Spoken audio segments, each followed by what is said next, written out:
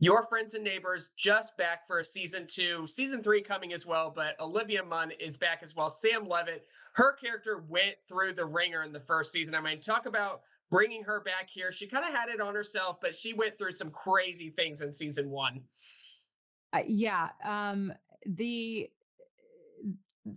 starting the season with a dead body in a pool of blood was, definitely was gonna set the tone for how intense and mysterious and crazy this show is, and yeah, like, my character is you meet her when she's at one of the lowest points in her life, having lost everything, and her husband has left her for the younger version of herself, and she's in a relationship with a man who's newly divorced, who is has 0 emotional, ability at that point to give her anything more than a sexual relationship, and, um, and she is in a situation where she does, like, one of the craziest things that someone can do, and, so it was such a fun experience to I never played a character like this before, and it's really fun to play someone who has to reason and justify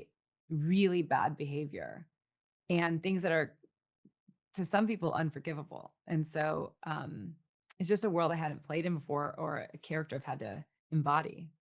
I love the character so much. And here along comes Owen Ash, played by James Marsden. Just so terrific. I love the back and forth, the kind of chemistry right off the bat. But your character is playing really hard to get. Talk about building that relationship with James. James and I have known each other for a very long time. So I went to he went to the same high school as I did when I graduated. And I moved to this high school at 16 years old and I couldn't make a single friend except for this one girl named Jenny Marsden, and she is the younger sister to James.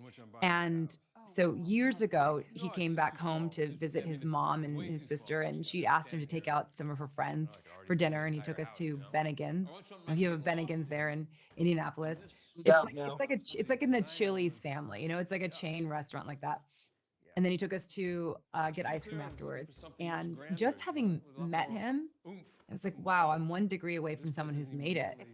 And it wasn't until years later where I'm now in Hollywood and I'm a working actor and I see him at this party and I go up to him and say, like, you don't remember this. And then we stayed in touch. And then, we were both in the X-Men universe. And then now we're here on this show together.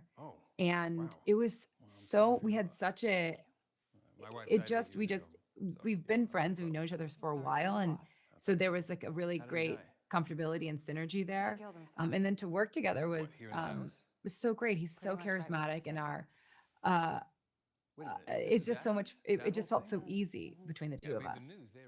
I love that story. That is so fun how it just kind of circles all the way back. And you have been with this show almost as long as Jon Hamm. I mean, he signed on, obviously, executive producer, but you were one of the first actors to sign on knowing how good this material is. We know it now as well from an audience perspective.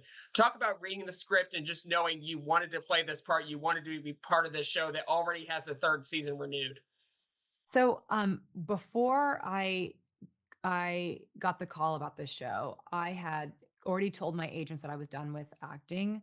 Um, it was not gonna be a big announcement because I always think it's so crazy and silly when, like, actors announce that they're retiring. Because 'cause I'm like, you don't play for the Dodgers. Like, no one's gonna be like, "Where are they? It's Tuesday night, we got a game." It's like, "Just do your thing."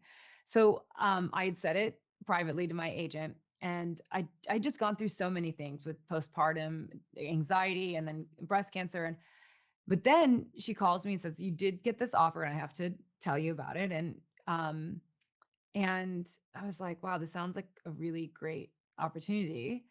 And they're like I was like, "Who else is in it?" They're like, "Well, Jon Hamm's an executive producer, and, he was on from the very beginning, but you're the first person that's going to join the show. So, read it and let me know what you think." And I read it and then met with Jonathan Tropper, and I was like, "Wow, this is a world that I haven't played in before. It's a character I've never done." And I loved how we were going to explore how people with enormous wealth and power and status, um, how far they'll go to hold on to that and what happens when they lose it all. And I just really loved like the just investigation into that kind of world and um exposing all of those flaws. I am so glad you didn't stop acting. Thank you so much for sharing these incredible stories of how it's all connected. You can watch new episodes of Your Friends and Neighbors Fridays on Apple TV. Olivia, thank you so much for your time. So nice talk with you. Thank you.